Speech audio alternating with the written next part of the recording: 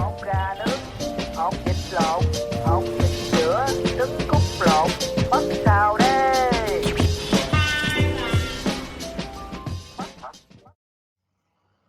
Hello, Mizuka. Hello. How are you? I am all right. Just another day in the quarantine facilities. D10. So, for everyone listening, welcome to the third episode of the special quarantine season, which is technically season 3 of 7 Million Bikes. If you've listened to previous episodes and you're coming back, thank you. If you're a new listener, welcome to the show. You can go back and get previous episodes on 7millionbikes.com or on on Spotify, iTunes, all the places that you get your podcast. And you can also get updates on the Facebook page, which is 7 Million Bikes. So I'm Niall Mackay, I'm the host as always. And today I have a special guest who is also a fellow quarantee or an inmate. And so just to give a bit of a background, well, first of all, thank you very much for joining us. We have Mizuka Yasuda. Mm-hmm. That's it. So, Mizuka, actually, this is maybe the first time I've ever, for my wife and I, we both were saying yesterday, it's the first time we've ever connected with someone online and then met them in the real world. So what happened was, if you've seen the Facebook page for 7 Million Bikes, when we first got here, we went on to Reddit and we did an AMA, which is an Ask Me Anything, and that was that kind of blew up a bit. We got lots of responses, and actually had a few messages from friends around the world being like, "Did you guys do an AMA? We just saw it on Reddit." And then what happened was Mizuka was one of those people that read AMA and was like, wait a minute, that sounds familiar. So she sent me a direct message saying, are you in quarantine in so-and-so? And I was like, yeah, that's us. She's like, I'm here as well. And so through that, she then connected with my wife on Instagram, because my wife uses Instagram. I don't really use that. And we added her to we've got a quarantine WhatsApp group with a whole bunch of people as well. We're all trying to keep each other informed and helping each other. And then after that was we've been here for 9 days. I think that was how long ago? A week ago, maybe? Yeah. It was the Something like night that. before you guys came in. Yeah. And we connected, I think, about a day or two after we got here. And then finally last night when we were out for our evening stroll, we finally encountered each other at a distance with masks on. But we were able to finally meet each other. So thank you for being on the show, Mizuka. Thank you. Thank you for inviting me. And this is also the first ever time I've done a phone interview. So we're using Skype. So we'll see how this goes. Hopefully it works, and hopefully the sound quality will be good for anyone listening. So Mizuka, tell me and tell everyone a little bit of a background. Basically, how did you end up in quarantine? Who are you? Where do you come from? And how did you end up here? So my name is Mizuka Yasuda. I'm half Japanese, half Vietnamese. So I was born in Ho Chi Minh City with my parents, and we live here. I've been in the United States for school as a study abroad candidate. And until recently, I was in Rochester, New York, home of Kodak, which I don't know if anyone knows, but yeah, I was there for a couple while. Well, I was there for, I think it was my third year, and we were approaching our spring break. So this is going to be just to put it there that this is from a university student's perspective. I don't know how many students you've interviewed, so You are the first one. Yeah, just hopefully my naivete could be passed off. But yeah, so we were going into spring break, and we were in America, and I was in America, and I heard about Corona around December, and I knew my parents were in Vietnam, and we hadn't really talked much about it, so I didn't think it was affecting it heavily, although towards March we started hearing a lot more happening. My parents live on one of the major commercial roads, and they were starting to tell me that a lot of the businesses were starting to close down, and that this was going to be something a lot more serious. And I think that's when it really ticked. or it hit for me knowing that this is a very serious concern. This was before WHO announced that it would be a pandemic. And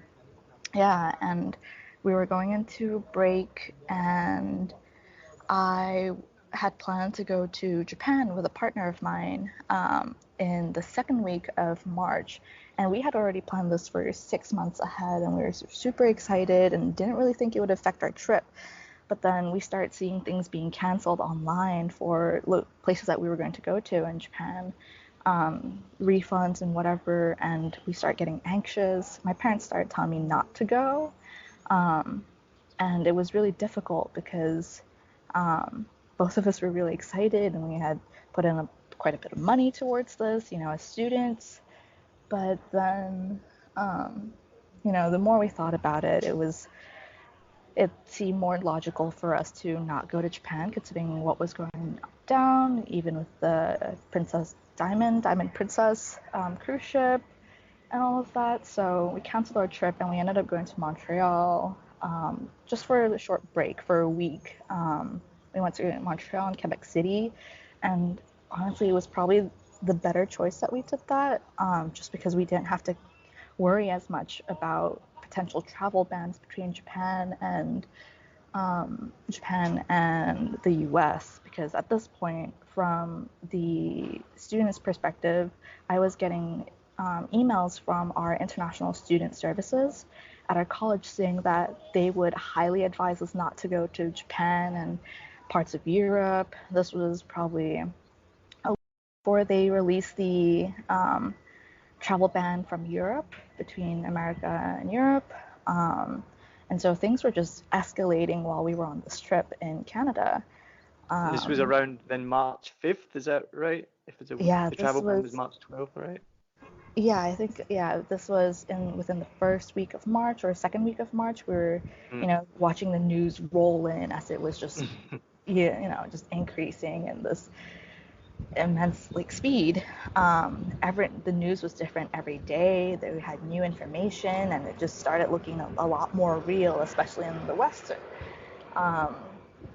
And so by the time I came back, I started also receiving emails from my university saying that, okay, school will be extended for a week. We're going to figure out how things are going to go. It might be just temporary. Don't worry about it. And then 2 days later, we had another email saying, okay, we're going to be shutting down temporarily.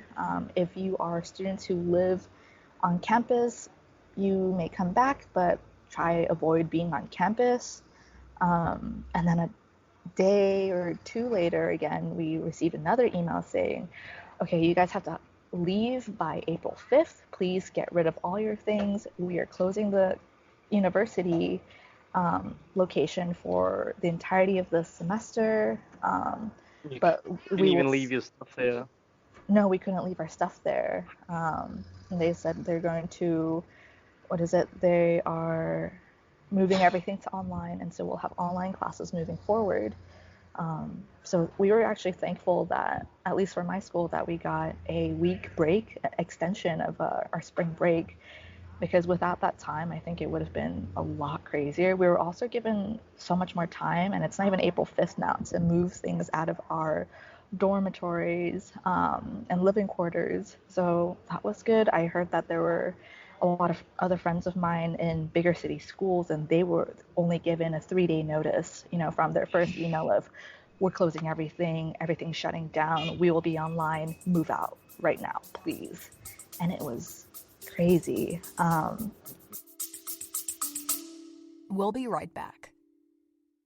Join pilot and adventurer Fernando Pino as he takes you on journeys to discover exciting destinations across the UK and Europe.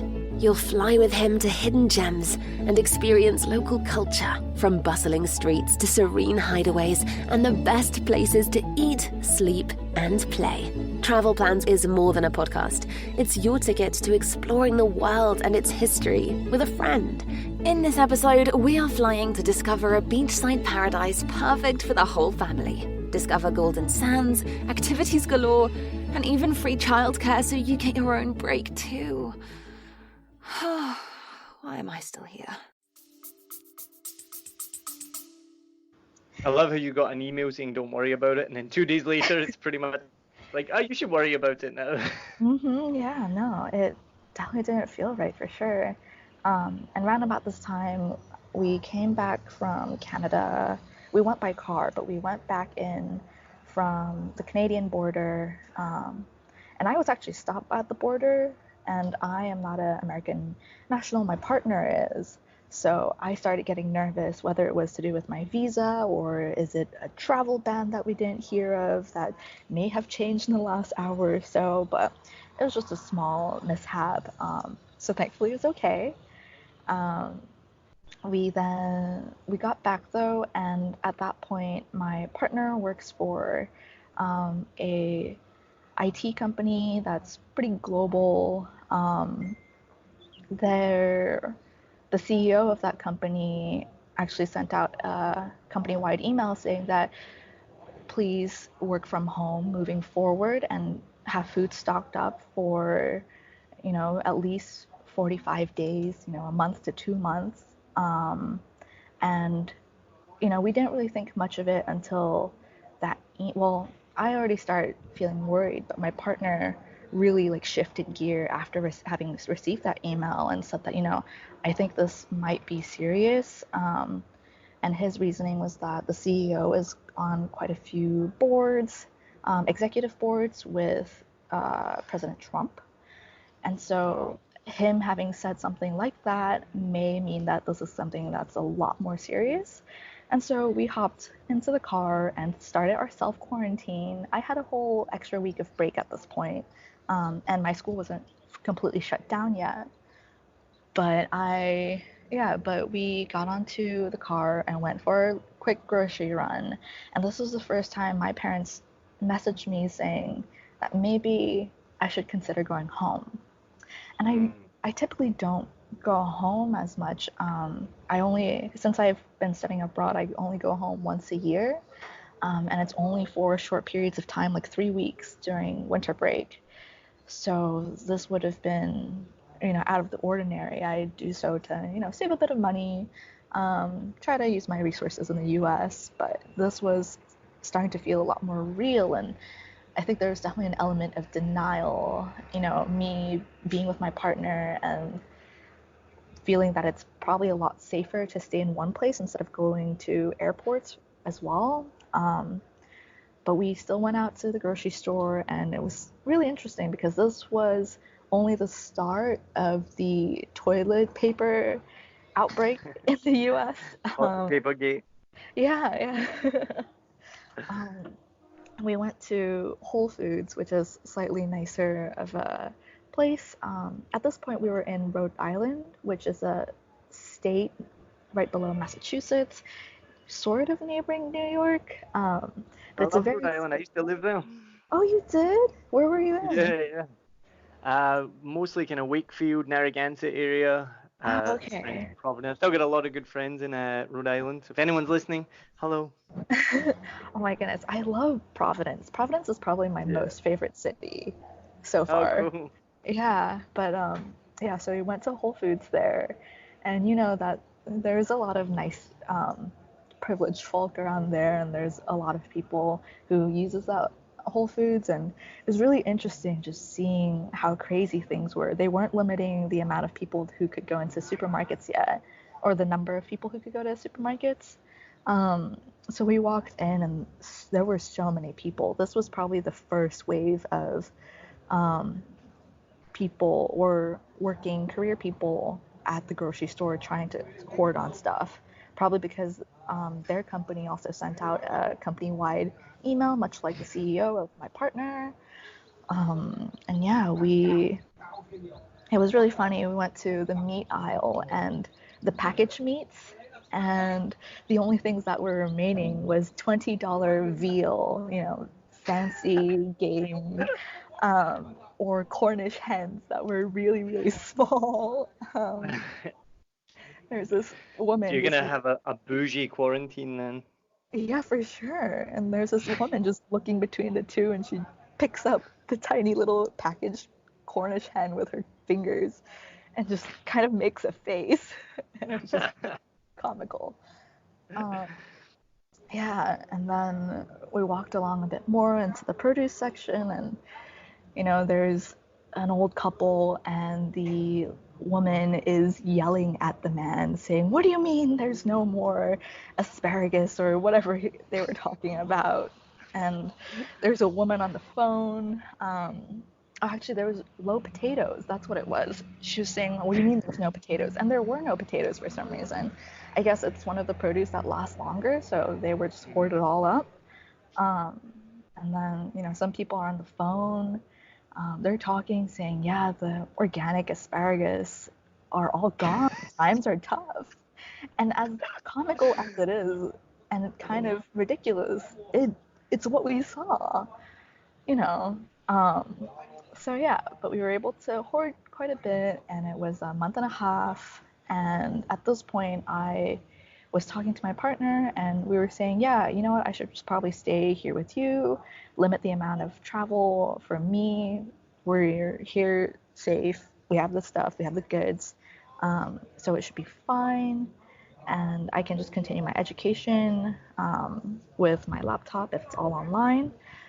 But it just started escalating. My parents got more desperate, and they were saying, okay, you know what, there's a lot more travel bans happening here and there. Probably um, come home sooner. Don't and What date was that around? Do you remember?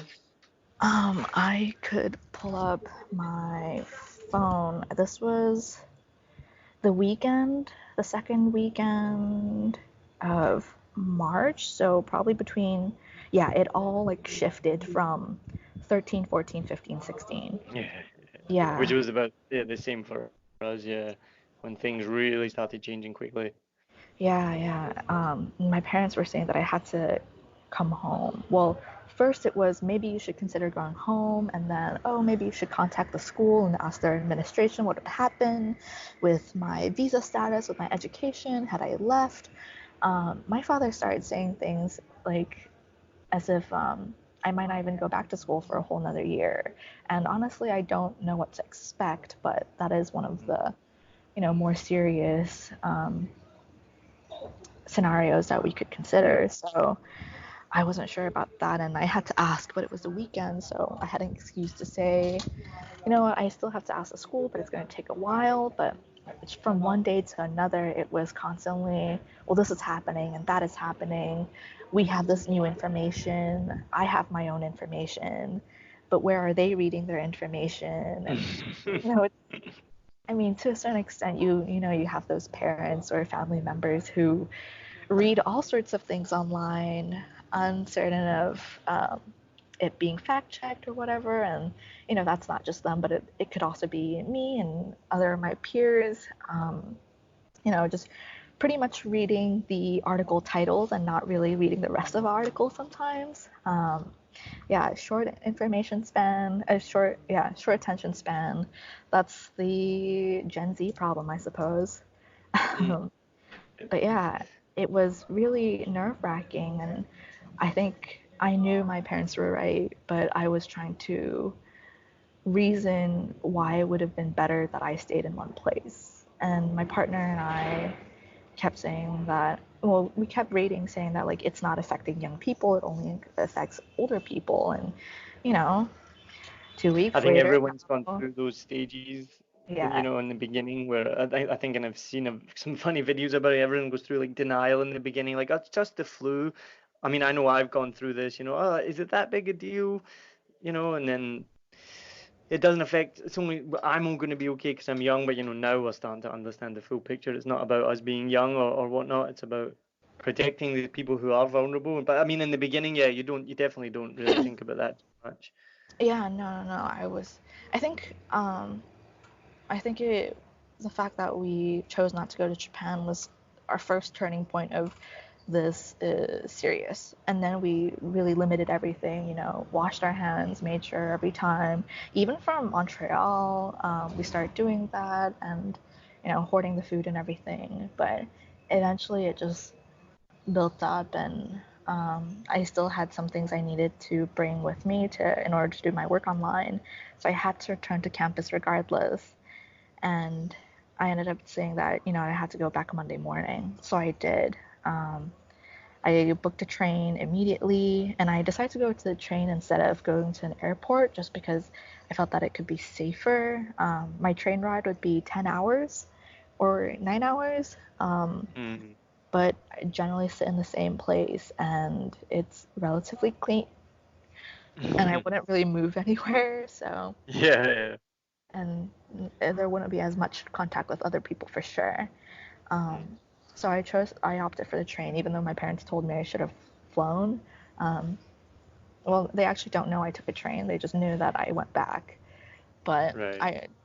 that was me trying to take measures, thinking that that's the right decision to do. But I went back up, and on that long train ride, I had to go back and forth, and my parents were adamant that I go home. But that morning, my mom message saying maybe you should stay, and I'm getting torn left and right throughout this entire weekend. And eventually, I bought the tickets. It was a one-way trip. I didn't know when I was going to come back. My visa is actually going to run out soon, so technically it's okay. It's a good thing that I can leave and maybe renew my visa. But yeah, so I bought the Well, I was train. gonna ask. Oh, sorry, on you go. Oh, I bought the ticket for that Thursday. So I was coming back Monday, packing everything. That's when that's also the date that I received the email saying that we should move everything off campus and that campus would be closed. So yeah, bought my tickets to fly Thursday morning. I would arrive Monday night, pack everything Tuesday, Wednesday, and then be back. So you're saying? Oh yeah.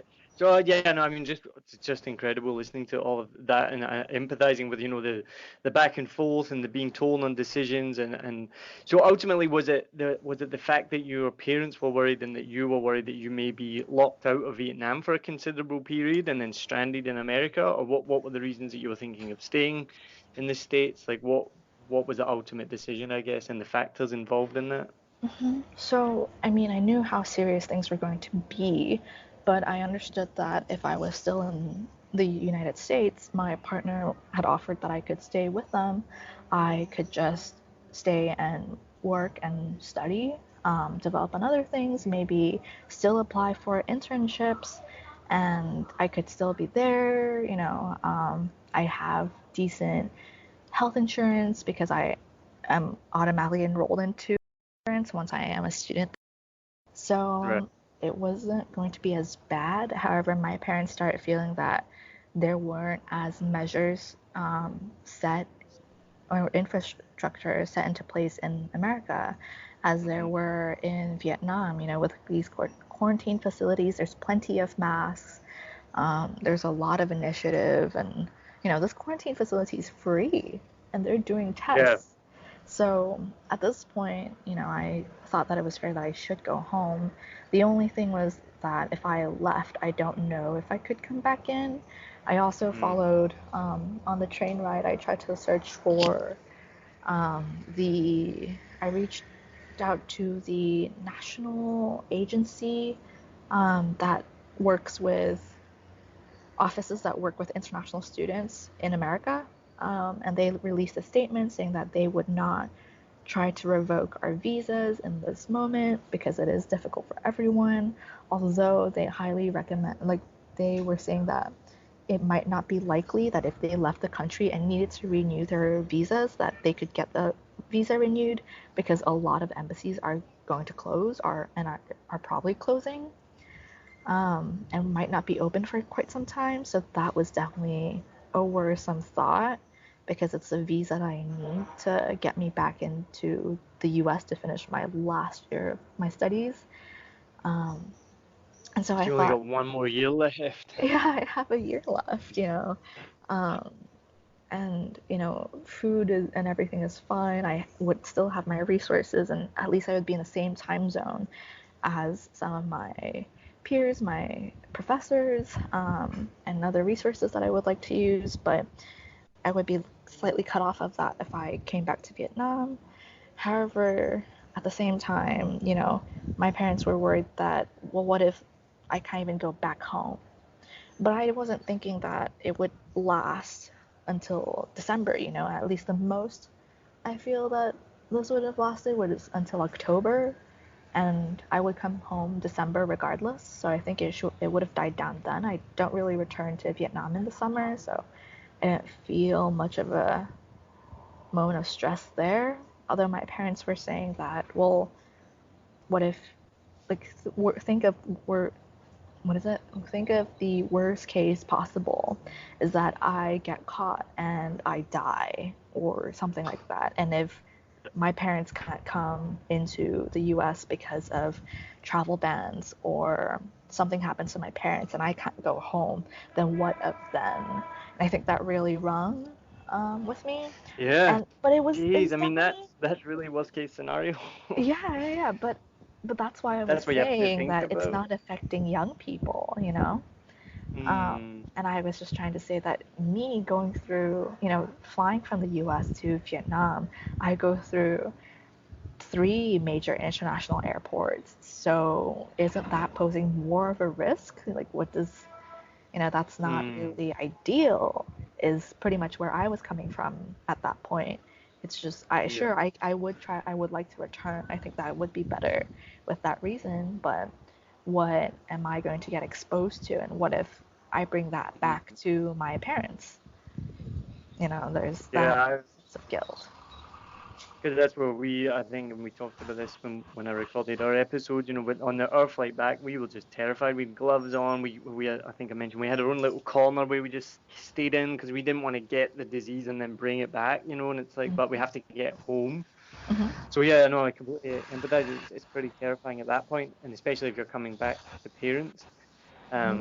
It's definitely a concern. So you made the decision. You got on the flight on the Thursday, which was the day before we got back. What were you expecting then to come back to? So, I just knew that I was going to come back, and I didn't know how, but I knew I was going to be at a facility, some quarantine center.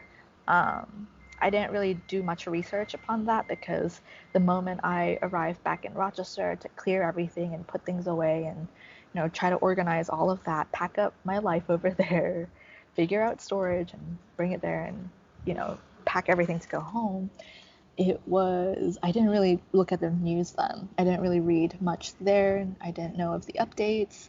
And I was just going to let it happen as it does. It's no point worrying because the outcome is still the same. I can be a bit of a realist like that, which kind of helps. But I just knew that I was going to be in quarantine center, but we just got on the flight and that was that. But it's actually interesting, from the Rochester airport to Newark airport in New Jersey,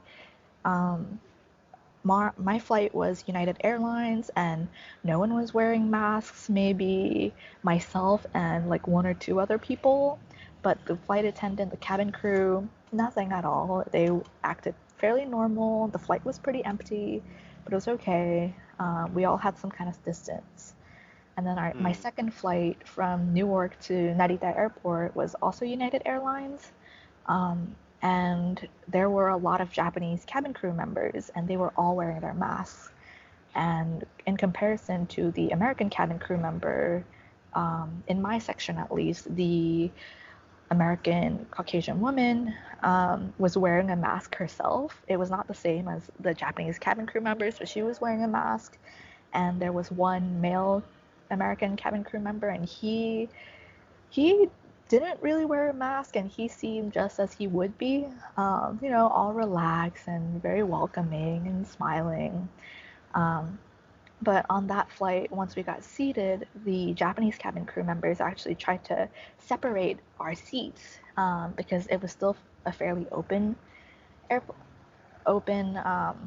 flight. So she moved some of us, saying that we should all sit far apart from each other, which is actually kind of great that they did that. I think it's a good way to, take that into their own hands. It wasn't really said on the PA system, but she would say, if you are next to each other, sit one person aside, or you over there, there's some seats over there, please move over there, and all of that. So That's great. Yeah, they didn't do that on our flight at all. yeah, and then we arrived in Japan, and there's so much more masks. Newark Airport started showing some other masks too, and a lot of the entertainment and lounges were closed at Newark Airport. At the Japanese airport in Narita, there were actually still some lounges open, a few stores were open, but masks everywhere for sure. There's a lot more people, and I was on the All Nippon Airway flight. And actually on the PA system, they said that they had added something else, which was, if you're coughing or sneezing, please don't let that splash around next to you, and please contain it, which was just really funny to hear, especially when spoken in Japanese. It wasn't really said in English, though, in their translation, but I thought it was an interesting thing that they added. And then, That's lucky for you, so I'm assuming you can speak Vietnamese, Japanese, and English. yeah. That's So I got quite to. handy in an airport when they're giving out warnings in Japanese then. But yeah, so we got back, and at this point, I think it was just great to not be connected to the internet for a good moment in the air, just because all that it would do for me to read more news is just to let me understand, but it really doesn't help with how I feel about the situation and what is going to happen. I just know I'm going to be in quarantine. But my parents did message a few times here and there saying, okay, it looks like you'll be quarantined for 10 days. And then by the time I arrived, one of them said, okay, so I see that apparently you can pay your way to be at a hotel quarantine facility, or you're just going to get put into some quarantine facility. I don't know. Ask about it. Your parents said that to you before you got here, or before That's you when got I to landed. immigration? No, that's when I landed. Yeah. Because we just found before. that out after, but when we already got here, that apparently a hotel was an option, but it was too late by that point. And also, I think we read somewhere it was going to be like $100 a day, which if you're going to be here for 14 days, that's a pretty huge expense. Oh, yeah, no, for sure. Actually, my parents said that it would, my mom said if it's just $20 a day, that's the most that she would go. You're right, yeah. Yeah, but my dad said, nah, it would be fine. But in the end, I didn't really have the chance to even ask about it. I was just equally as confused, and it was late. I'd just rather go through the motions. How bad can it be, paid or not paid? So I'm not too picky.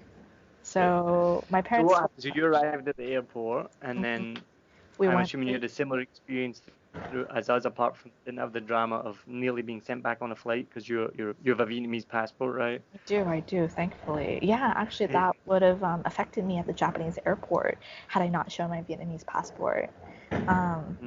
Because at the Japanese airport, as soon as we landed, we were told that we should go to a transfer counter or connecting flight counter to make sure that we have all the visas and everything, because I'm sure they were trying to keep up with different countries' laws and helping make sure that they can take certain guests from different nationalities to the next country that they need to go to.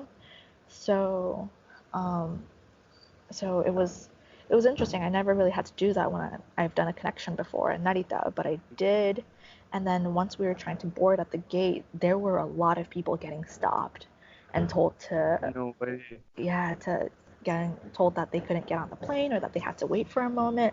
There was probably 20 people standing around, and I was also one of them. But I just showed them that I had my Vietnamese passport, and it worked out. But that was our concern, that we were going to get stopped on the flight to even get here. But when we got to the desk, she went through all of her documentation. She's like, yep, you'll be fine. So we at that point we were like, okay, it looks like we're going to get back to Vietnam, but we still were unsure what was going to happen next. Yeah, it was really heartbreaking, for sure. They're just watching some other families who are Vietnamese and not being able to go home, and some of them, they were just begging to let them go back, but they don't have the Vietnamese nationality anymore because they have a U.S. passport and citizenship instead. Right. Yeah. So I'm surprised. So why did you end up? How did you get put in quarantine then? Because even on the flight that we arrived on the day after you, we're not 100% sure, but we're fairly certain that there was a lot of Vietnamese nationals on that flight were allowed to go home and self-isolate. Again, we're not 100% sure on that. So why were you not given the option then, as a Vietnamese citizen, to go home? Why were you directed straight to quarantine? Because I came from the U.S. Right. By the time I was still in the U.S. preparing to go home, it was already on the list of places that was to be quarantined. The U.S. would have been, if you were from the U.S., my parents had last told me that I would be quarantined for 10 days.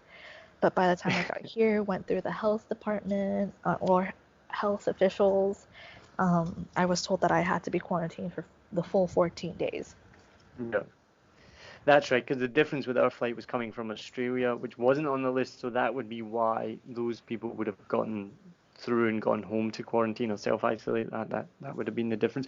So, from our conversations online and through chat, we're both in the same facility. You're in the building that's just opposite ours, but it seems like we've had quite different experiences in terms of food, in terms of the information we've received, in terms of maybe, I don't know, living quarters are pretty similar, but do you want to explain to any of the listeners who've maybe listened to already the description that Adrie and I have given, and with Anastasia, of our experience in quarantine? How has that experience been for you? So I guess everyone knows that this is a university dormitory that got makeshift into a quarantine facility. We arrived fairly late, and I couldn't really tell what that would look like. I've never been at a Vietnamese university before or a dorm here, so it was interesting just trying to get in. There weren't that much of us. There was probably 2 or 3 buses. They told us to leave our luggage, go in, write out some forms, had our temperatures taken, and they hosed down our luggage in this meantime. It was really shocking when I went to get it back. It was drenched. Yeah, soaked in bleach, right? Yeah.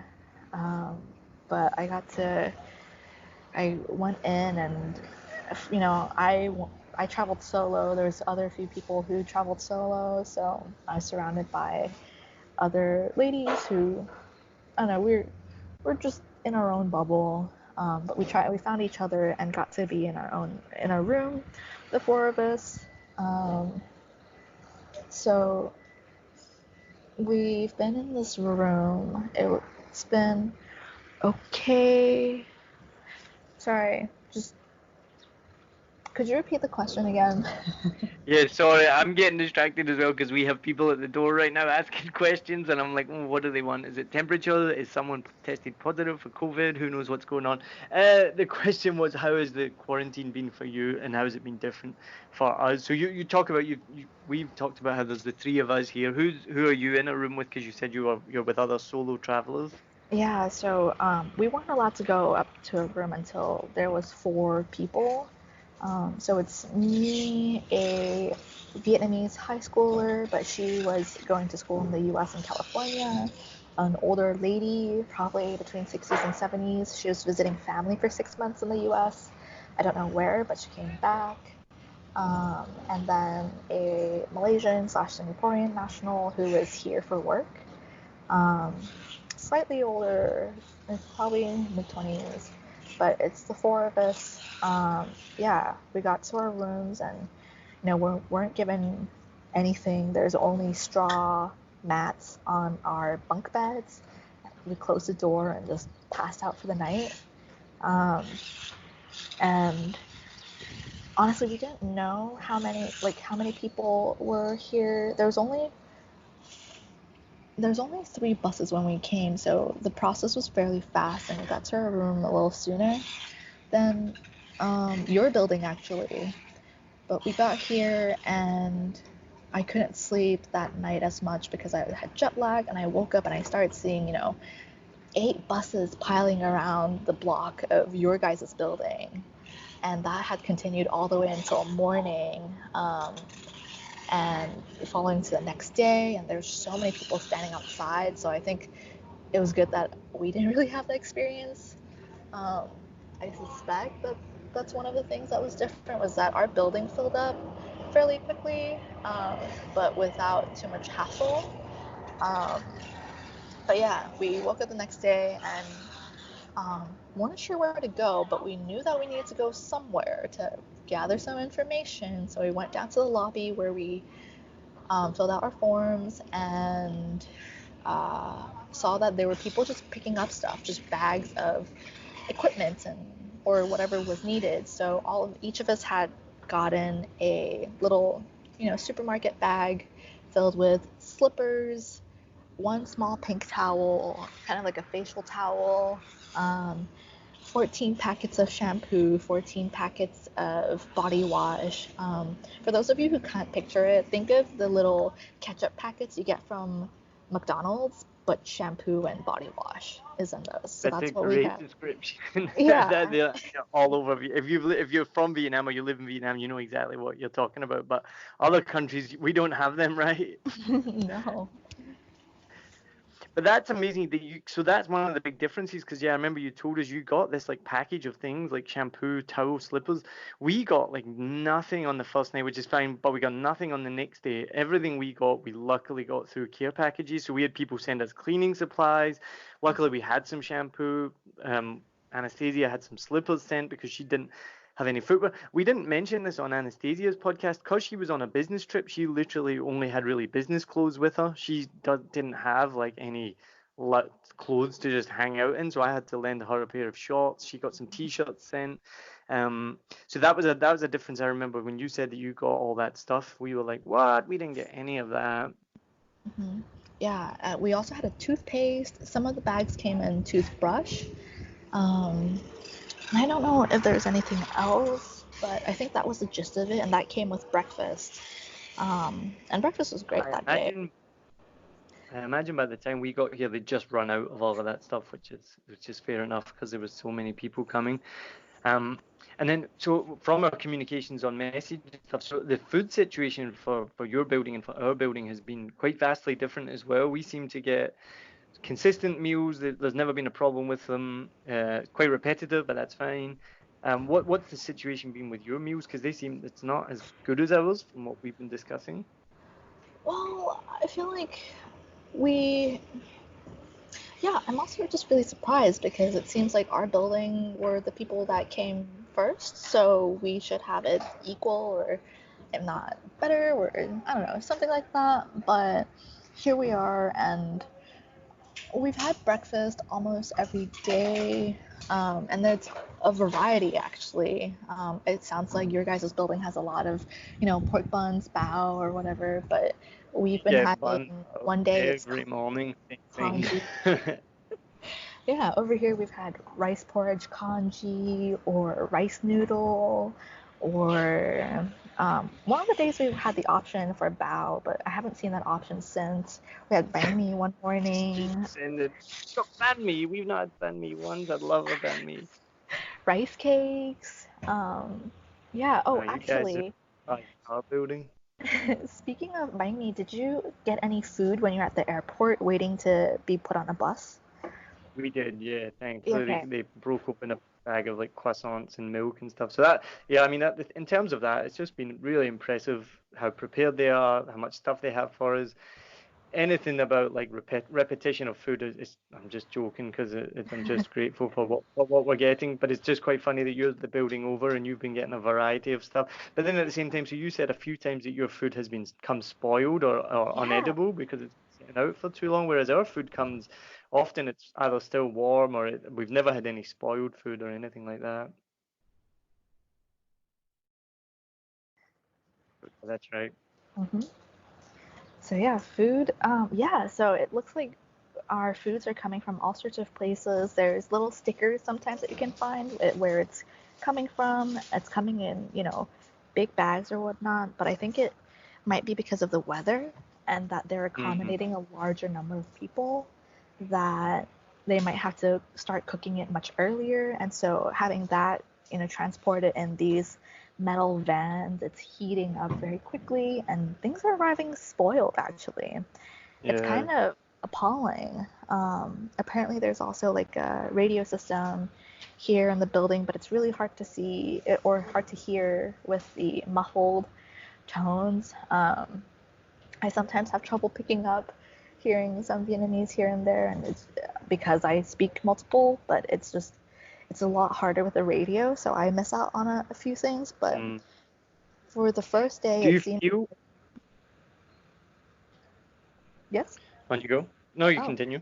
Okay, so on the first day, it seemed like we just went down to pick up everything, which didn't seem quite as sanitary, but, we came down for breakfast, lunch, and dinner to pick up our stuff, so we thought that was the norm.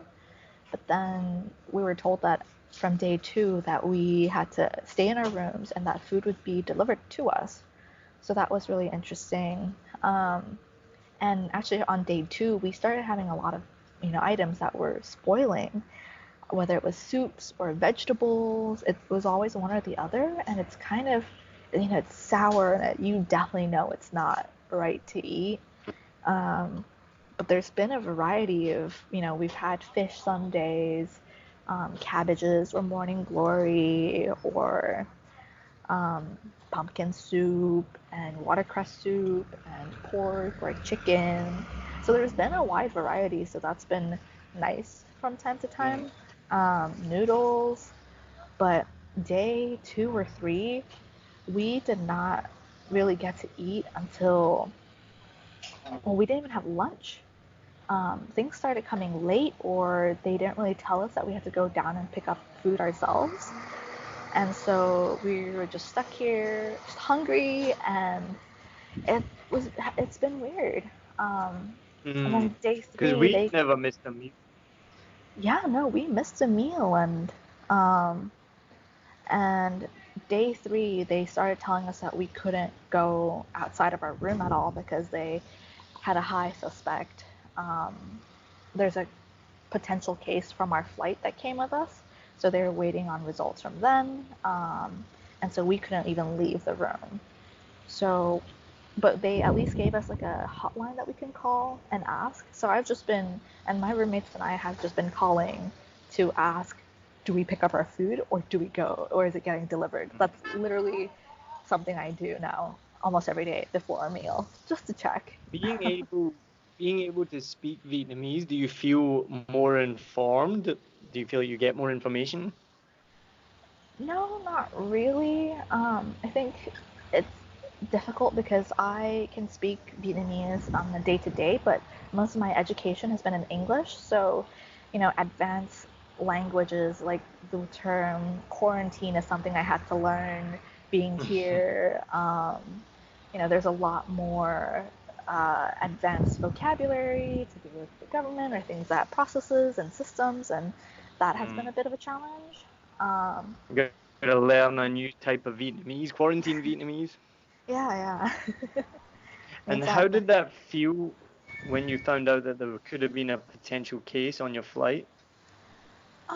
I wasn't surprised just because I've been following the Ministry of Health's website on all the cases that are coming in, and I saw that the same flight of mine for 2 days before had a case, had a confirmed case the night before that and the night before that as well. So I felt that I was nervous, but I had a feeling that that would be the same for my flight too, that there might be someone.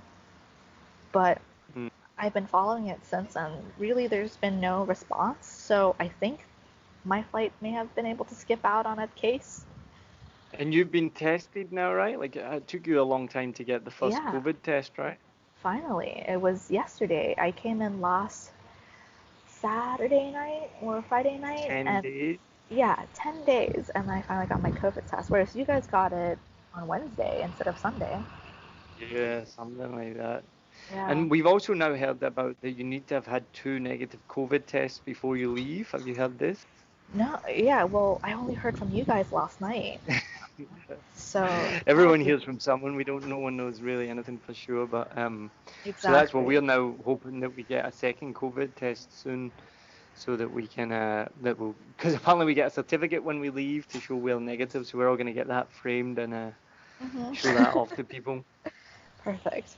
Oh, actually, I was going to ask you guys, did you guys get your discharge paperwork? Because we had No, them so this morning.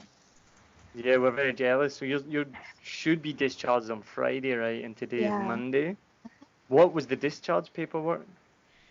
It basically just says your name, where you lived in the facility, and then if you want it to be dropped off and where you want it to be dropped off, Right. or if you're having someone pick you up, what date and when. But it had to be exactly 14 days.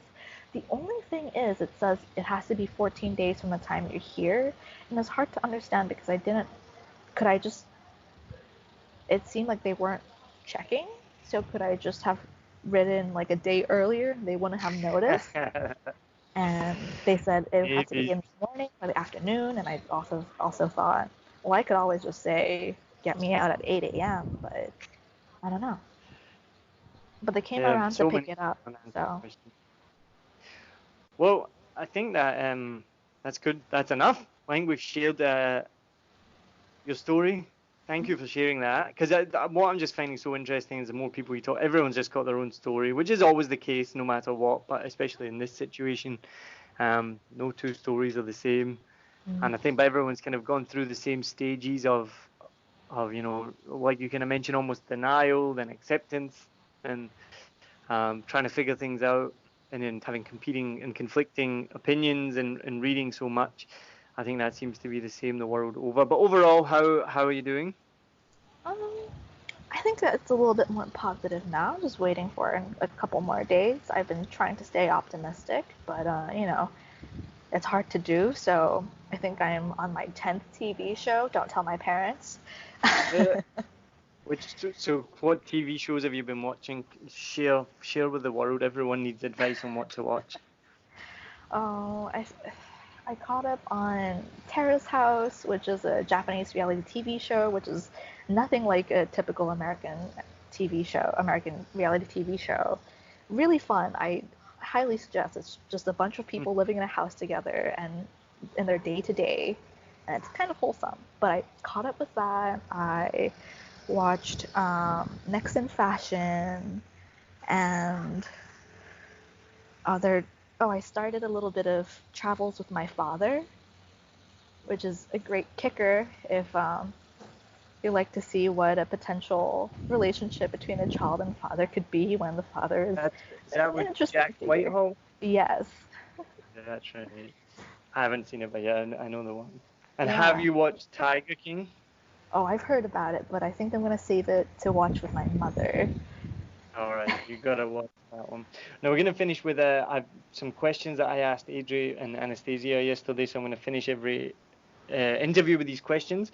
If you're in quarantine, what's the first thing you're gonna drink when you get out of quarantine? Mm. Hmm. I just want some good Japanese green tea. I don't like drinking water for some reason. So I've just You been don't like looking for. drinking water. I know. That's all we have here. I know, it's the tastelessness of it. So I was surprised. I was excited when I saw that you guys had milk.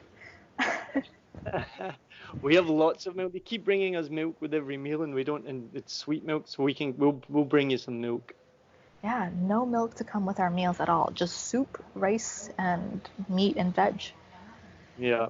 I mean, All right. So yeah, I've had some sugarcane juice and coconut that was delivered to me by my mom. So I think those were things I definitely really wanted to drink. But green tea's good for now. that was before the delivery stopped. Yeah.